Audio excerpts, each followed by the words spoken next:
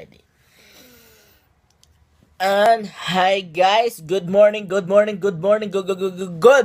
natin dyan sa mga magjajangas natin dyan. Kaya angasan nyo pa more kasi marami pang lalabas ng mga videos, mga viral vines.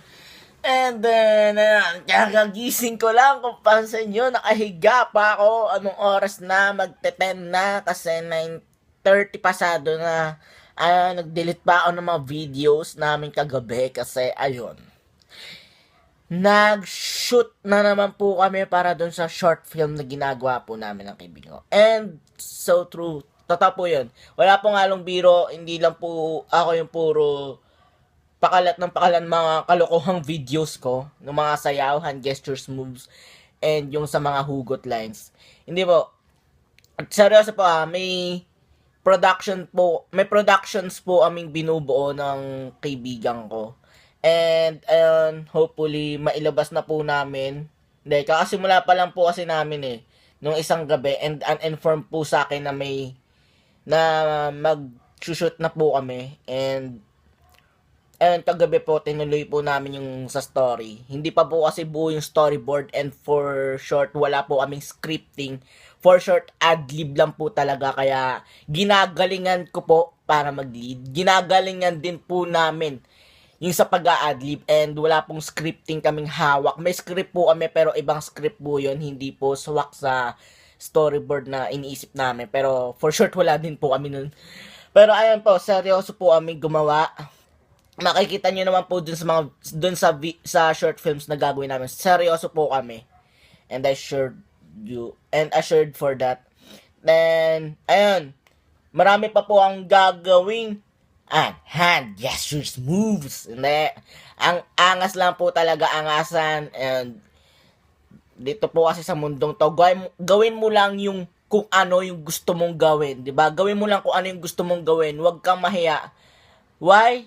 Hanggat sa alam mong wala kang tinatapakang tao, wag mong ikahiya yung sarili mo. Ilabas mo kung ano yung talento mo, ilabas mo kung ano ka, 'di ba? Hayaan mo silang pagtawanan ka. Bakit? May magagawa ba sila? For short, di naman sila yung nagpapakain sa'yo, 'di ba? Ayan, angas lang tayo diyan, angasan lang natin. Ayan. And sa mga bashers natin diyan, alam ko meron tayo niyan. Ayan.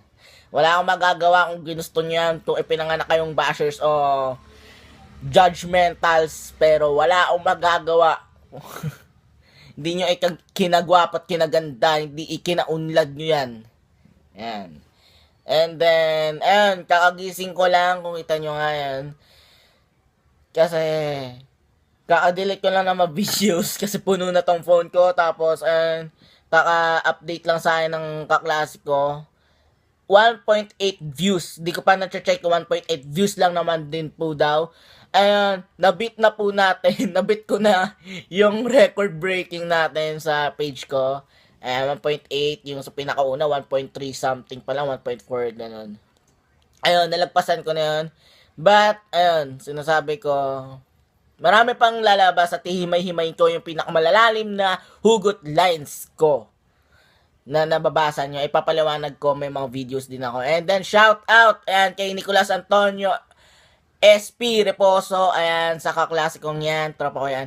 And then, kay Ali G. Benrahal, ayan, shout out sa'yo, salamat sa McDo kahapon. Ayan, inabot niya lang sa akin. Salamat sa'yo, pre. Ayan, maaasahan, matinuyan. Ayan. Tapos, kay Raymar Andre Retalado. Ayan, shout out sa iyo, pre. Angasan mo pa more. Angas lang tayo dyan. Ayan, do with that design of angas. Ayan. Where pa tayo dyan, mga idols, mga lodi? Pat Malu. And thank you, salamat sa mga viewers, shares, comments. I respect your all comments. But dun sa mga bashers, wala akong paki-dead maalsa sa inyo dyan. Ayan. Maraming salamat. And then, matutulog lang ulit. Joke lang, kakain na po ang inyong ligod. Brent Alexander. Yeah.